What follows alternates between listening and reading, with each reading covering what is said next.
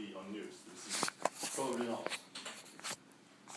Additionally, due to it being over large distances, the person in Europe or America that's giving the aid to Australia cannot directly see the importance that it gives to them, the change that it makes for people affected, the shelters and the food and clothes they give. And so forth, they can get discouraged to actually provide with nations aid to them, since they can't see what happens to the money.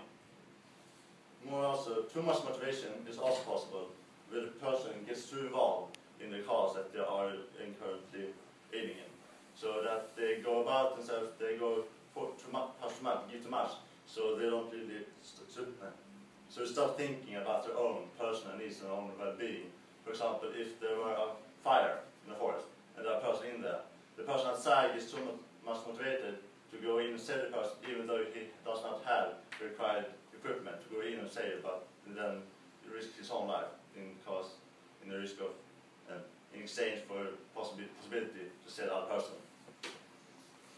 Emotions that governs the motivation can also be seen as obstacles to knowledge, due to filtering everything that we perceive in the world around us, and so forth influences the choices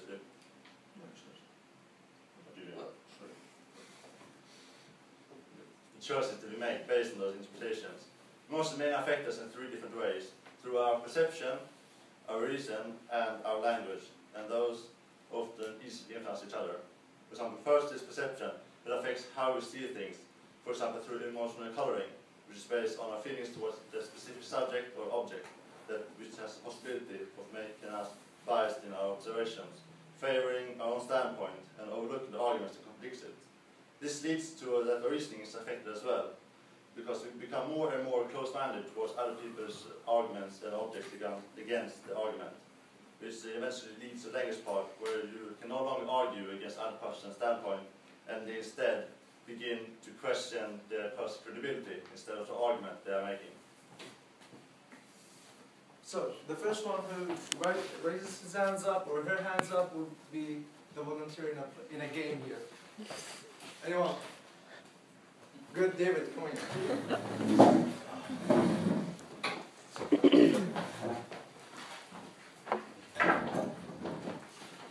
So, I'll illustrate the strength of reason now through a subfield in lots of social sciences like sociology, politics, economics. It's about game theory.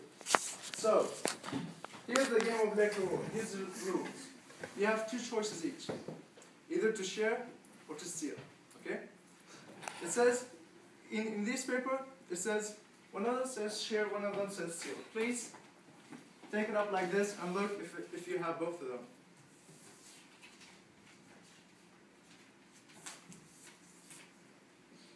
Okay, now put it down. And then, now, here's the rules.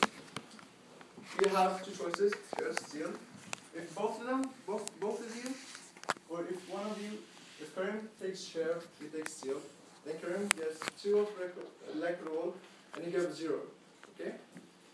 If both of you take share, then both of you get 1 black roll.